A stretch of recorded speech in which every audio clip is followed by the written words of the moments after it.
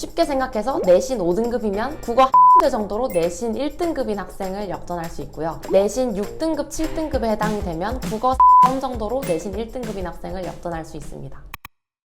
여러분 안녕하세요, 민영쌤입니다. 여러분, 정시 파이터들은 정말 쿨하게 내신은 버려도 되는 걸까요? 지금 내신 성적을 보고 수시각이 안 서는 고1, 고2 친구들이 슬 정시 파이터로 돌릴 생각을 하고 있을 텐데요. 정시로 돌리더라도 내신을 정말 버려도 되는지 고민하는 친구들도 꽤 있을 겁니다. 그런데 여러분, 내신을 버려도 되는지에 대한 답변이 고1이냐 2냐에 따라 다르고요. 재수 생각이 있냐, 삼수 생각이 있냐에 따라서 또 다릅니다. 바로 2028학년도 대입이 너무 크게 바뀌기 때문이죠. 그럼 학년별로 어떻게 판단해야 될까요? 저랑 같이 알아보러 가보실게요. 고고링!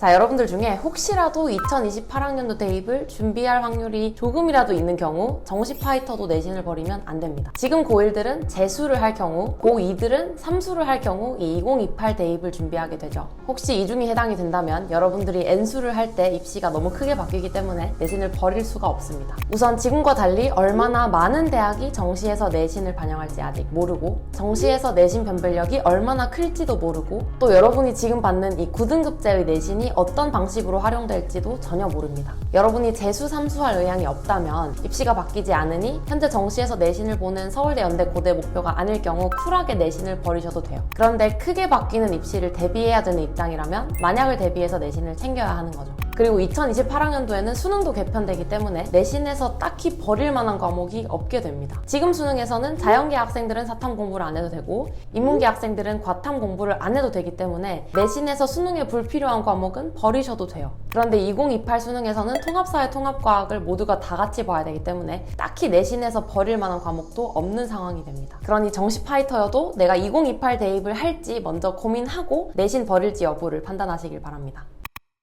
자, 그런데 이런 경우에는 정시 파이터여도 내신을 완전히 버리셔도 돼요. 먼저 2028 대입을 준비할 일이 없을 경우, 고1인데 절대 재수할 생각이 없는 경우, 그리고 고2인데 절대 삼수할 생각이 없는 경우, 그리고 목표 대학에 서울대, 연대, 고대가 없을 경우입니다. 다만 여러분의 목표 대학이 서울대, 연대, 고대 중에 있을 경우 내신을 챙기셔야 돼요. 그럼 스카이의 경우 내신을 얼마나 챙겨야 되냐? 먼저 서울대학교의 경우 내신 평가를 할 때 등급별 평가를 하지 않고 ABC 점수를 부여하는 구조로 평가를 합니다. 그리고 이 점수의 근거로 내신 등급도 보지만 학과별로 지정해둔 선택 과목 이수 여부도 보고요. 혜택도 본다고 나와 있습니다. 그래서 정시 파이터인데 서울대가 목표일 경우 내신은 지원자의 대다수가 받는 B 정도는 부여받을 수 있게 챙겨두실 필요가 있겠죠. 일반고의 경우 내신 3등급 앞뒤, 자사고의 경우 4, 5등급 앞뒤로는 받아두시는 게 좋습니다. 그리고 이 선택 과목도 생각보다 중요해요. 자사고 3등급대인 학생 중에 선택 과목이 맞지 않는 학과를 써서 떨어지는 경우가 있었습니다. 즉 선택 과목도 중요하게 평가한다는 걸 알 수가 있죠. 자, 그런데 만약에 내신을 아예 버렸는데 마침 수능 성적이 서울대급으로 나와버렸어요. 그럼 어떻게 할까요? 교과평가에서 C를 받더라도 수능을 조금 더 잘 보면 극복이 가능하긴 합니다.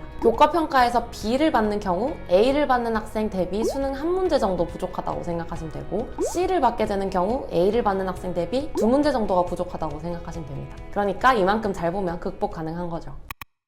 그럼 다음으로 정시로 고려대를 가기 위해서는 내신을 얼마나 챙겨야 될까요? 고려대는 깔끔하게 등급별 점수를 발표해놨습니다. 그런데 4등급, 5등급부터는 감점폭이 확 커지기 때문에 사실상 큰 손해 안 보고 쓰려면 내신 3등급 선까지는 받아주시는 게 좋죠. 참고로 내신 2등급과 3등급의 차이는 대략 수능 한 문제 정도라고 생각하시면 됩니다. 자, 그럼 내신이 4등급보다 안 좋을 경우 정시로 고려대는 못 가냐고요? 고려대 정시 인원 중 약 35%인 570명만 내신을 보고 뽑으니 내신이 너무 노답이면 내신을 안 보는 전형으로 지원하시면 됩니다. 즉 고려대 목표인 정시 파이터면 내신이 4등급 안으로 들어오면 좋고, 만약 4등급보다 안 좋은 내신을 갖고 계시다면 내신을 안 보는 전형을 쓰시면 됩니다. 다음으로 연세대 정시의 내신 영향력도 봐야겠죠. 연세대는 현재 고2들이 수능을 보는 2026학년도부터 정시에 내신 반영을 하는데요. 등급별 점수를 보면 올 1등급과 올 4등급은 연대식 점수로 1점 차이라고 보시면 되겠습니다. 쉽게 생각해서 내신 5등급이면 국어 한 문제 정도로 내신 1등급인 학생을 역전할 수 있고요. 내신 6등급, 7등급에 해당이 되면 국어 4점 정도로 내신 1등급인 학생을 역전할 수 있습니다. 그러니 연대 정시에서 내신 성적은 사실상 큰 의미는 없다고 생각하셔도 되겠죠.